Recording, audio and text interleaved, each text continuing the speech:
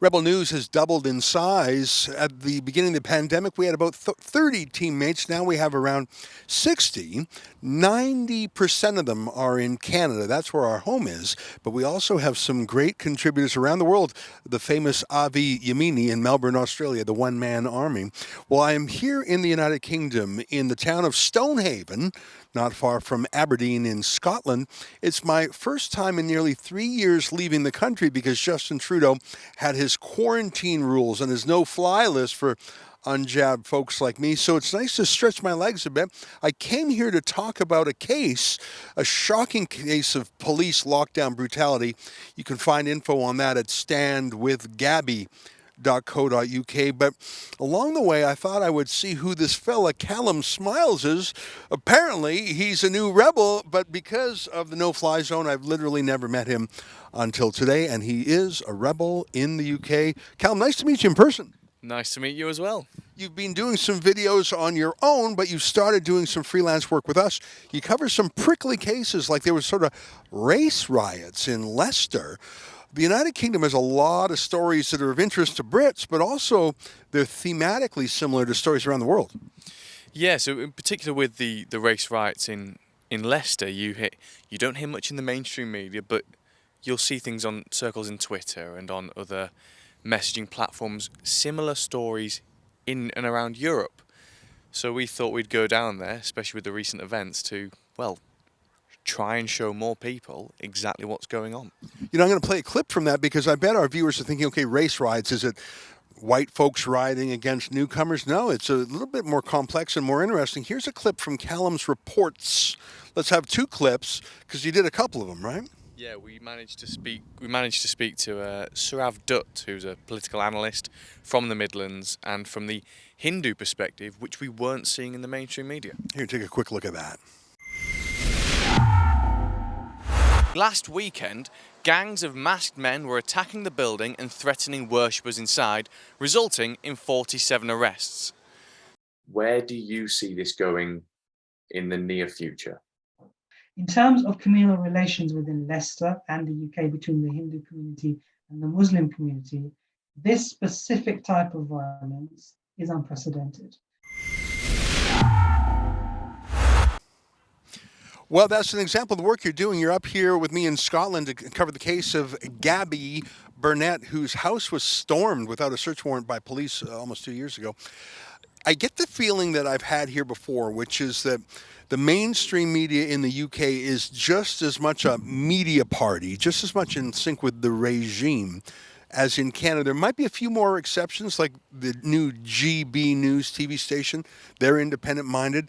There are a few interesting individuals left in the UK, but the vast majority of reporters seem to be bland, regime narrative, woke repeaters more than reporters. That's how it looks to me in Canada. What do you think?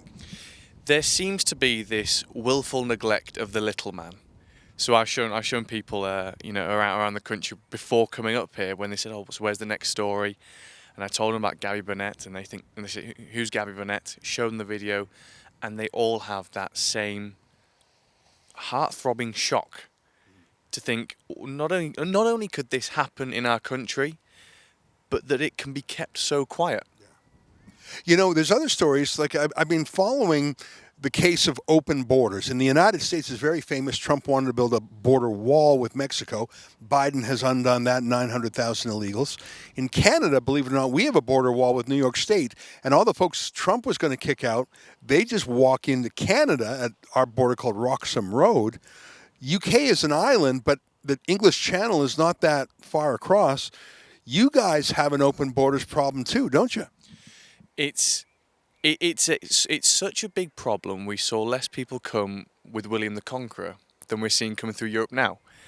And it's almost as though, despite having this massive, great expanse of water called the English Channel, it almost seems as though we are directly joined with not just France, but countries in the Middle East and Africa. Well, I'm glad you're here on the ground to help us cover these things. There's a lot of interesting stories. We have a lot of supporters in the UK because we used to do a lot more journalism here, but of course, then the flight bans came and the lockdowns came, and that really stymied things. our heart remains in Canada because that's where we started. But I believe that the Rebel News style can travel. I see that in Australia with obvious success. We're building up in America with Jeremy Lafredo and Katie Davis Court. And I think the UK is sort of halfway between America. Well, I don't know. It's got some European stories. It's got some common stories with the Commonwealth. I think there's a lot of things that Canadians and Americans can learn from the UK. And I think actually there are some flickers of hope. There are some freedom fighters in the UK. I think of the anti-censorship folks that are actually stronger in the UK than in Canada. So I think there's a lot of interesting things here. I hope you're going to cover those in the weeks and months ahead. Oh, absolutely. Well, listen, Callum, it's nice to meet you in person, and nice to meet you on a story. I mean, we just met today. He's been working for us, but how would I have had a chance to meet him? So it's great to see him, and stay tuned for great news reporting and a little bit of activism from Callum. For Rebel News in Stonehaven, Scotland, I'm Ezra Levant.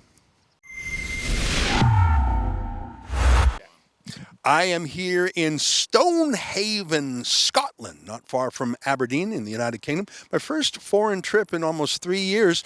I was here for the case of Gabby Burnett, a woman whose house was stormed by police during the lockdown. But look who I met, Callum Smiles, the newest teammate of Rebel News. To find out more about our British work, go to ukreporters.co.uk.